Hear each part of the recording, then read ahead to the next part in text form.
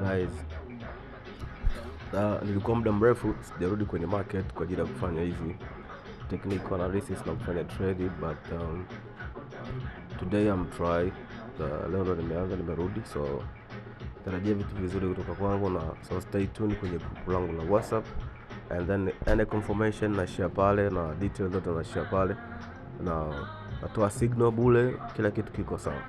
Kwa hiyo stay kwenye group, kila kitu kinaenda sawa, and GQ I'm back again, we back,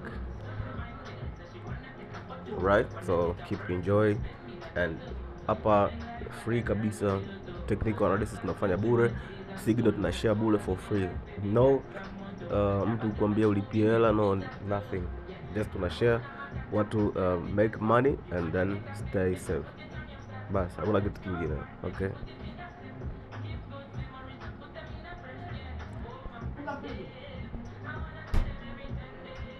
And then ukija kwenye Binance hapa kuna sehemu na share kabisa details, na share news, kuna habari. Umeona kwenye article hapa, kuna naandika article and then na push kwenye baadhi ya social media, au hapa kwenye hija hapa, and then kuna sehemu ambayo nime okay, kuna sehemu nimeweka kila kitu, details zote. Ukipita hapo unakuwa unakutana na kile ambacho nimeshare, signal nimetoa, watu wabai wapi, wa entry wapi, so take profit and stop loss, kila kitu na share. Kwa hiyo so let's go guys, push, let's go.